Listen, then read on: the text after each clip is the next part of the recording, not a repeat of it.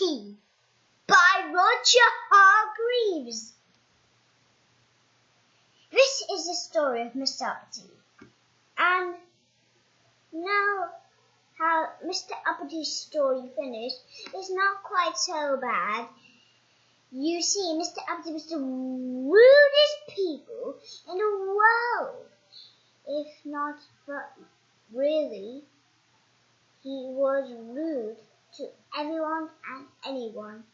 So, of course, because he didn't like anyone, he didn't even have a friend, not one.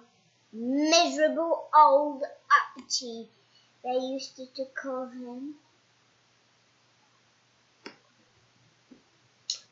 Now, as well as you can imagine, Mr. Uppity is rude, but he's also rich. He has the most greatest and biggest house in the world. Well, of course, he lives in a country that every Mr. Man or Little Miss lives. But we're not talking about that right now. We're talking about Mr. Uppity's story. Well, you see, Mr. Uppity also had lots of money. One day, Mr. Uppity was walking down in his garden, checking that all his 100 flowers grow very nicely. He even is the fussiest person you ever likely to meet. Just about, he met a goblin. Good morning, said the goblin.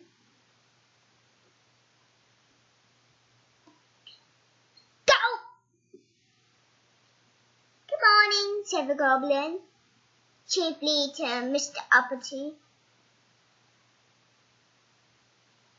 Mr. Uppity did say, "Are you going to speak to me?" asked the goblin. "Go away," said Mr. Uppity rudely. "Oh, I know who you might be," said the goblin. "You must be Mr. Uppity."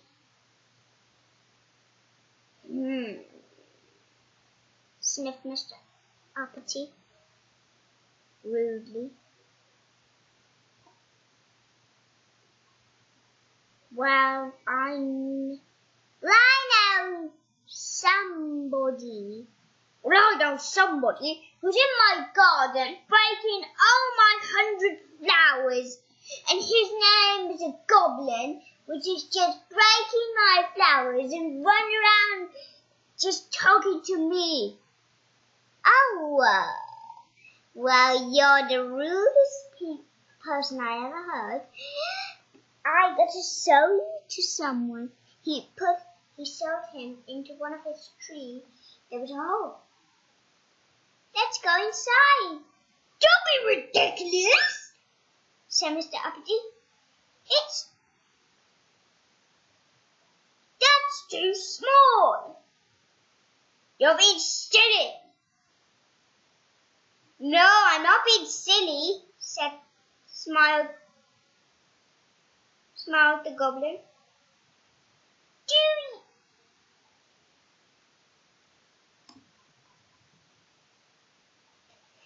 Oh, I'm definitely not being silly, said the goblin, and he said some magic words which sounded like this: wobbly gobbly gobbly glue, or something like that. So Mr. Uppity shrinked. He was the same size as the goblin. "Take it back to my old self at once!" roared Mr. Uppity. "No way! You haven't seen king of the goblins yet. Giggled the goblin. And now, if you're little, go inside the hole and go inside the hole, please. Poor Mr. Uppity didn't know what to say to the goblin. He just popped inside into the hole. And there, it was an amazing sight. It was the country of goblins. They went through they went to the castle of the king of goblins. They passed the guard. Oh, you got past, said the man. Hello, Mr. Uppity. Oh, yes, you can. You got that person the king was talking about. The rude man. Smiled the goblin soldier, which was just guarding his axe. And then he opened the gate. Inside the gate was a little bit more gates, and then Mr. Uppity found the king of the goblins. The king was a goblin as well. No, you're Mr. Uppity, I bet I know. No, like you. You're Mr. Uppity, the rudest man in the world. I think you taught a lesson. Nonsense, said Mr. Uppity rudely again. Can you see that you want to change back into your old self? You have to be nice to people, said the king. Mr. Uppity, why do people always say that to me? And now you're saying it. Said, don't forget, if you say something uppity again or something mean, I will change you back to your small self. I'm not small, I'm big. I'm huge numbers. I don't want to be the size like Mr. Small. That small fellow was always bothering me and just running around my flowers playing with little Miss Tiny and all I was silly old little Mrs.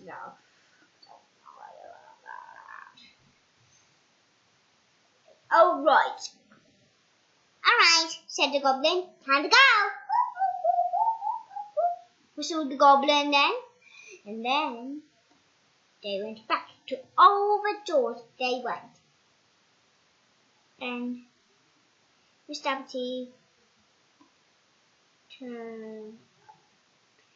Uppity came out of the hole. And the goblin said, so the magic words again, but the opposite way, which sounded like this.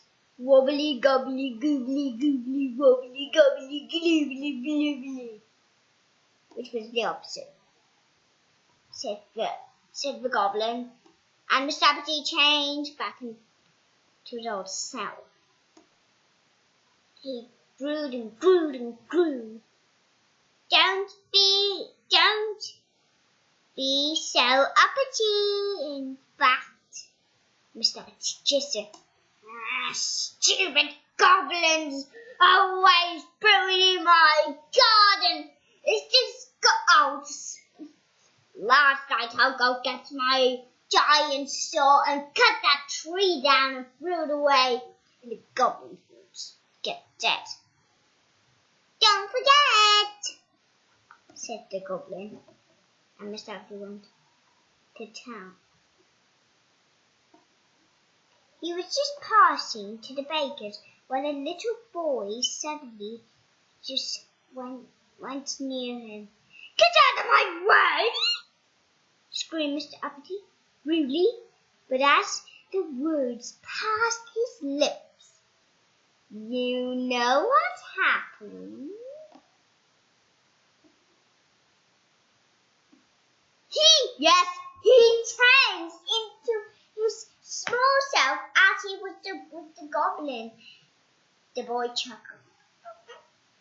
Oh dear, he said. Of course. Please, can you get out of my way? Please. And Mr. Uppity changed back to his old self, and the boy just went away, looking happy. Then he met an old lady. Come on, man. Can you get the little lady a hand? No, said Mr. Uppity rudely. But as the words passed his lips, you know what happened, can't you? Yes! Mr. Uppity shranked. Oh dear, said Mr. Uppity. Of course, I'll carry your shopping home. Said Mr. Uppity, and he changed back into an old self. Then he met a man walking down the street.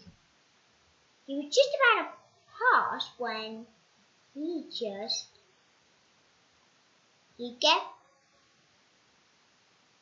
met a man who said, sir, which time it is? Please, can you tell me? So see, Mr. Uppity said, no, get out of my way right now, or I'll hit you in the face. But as the words passed his lips, Mr. Uppity changed and shrank. He said, of course, I'll tell us the time. It's 5 p.m. The bank will be closed in like 5 minutes. And he changed back into his old self. The man smiled. And then he was just about to go away when he remembered something. The man needed a newspaper. And he got the newspapers out of the newspaper boxes. The man smiled. A big smile. Mr. Uppity's face grew. And he smiled. Then Mr. Uppity wasn't his uppity self anymore. He was a changed Mr. Man. He was a changed Mr. Man. Or a Mr. Man. So, Mr. Uppity wasn't uppity. And he was the kindest man in the world. And happy from the day Mr. Uppity was along, the more he grew happier and nicer. Well, there's only one thing to say.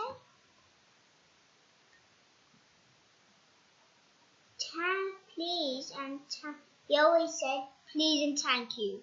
So, thank you for reading this story.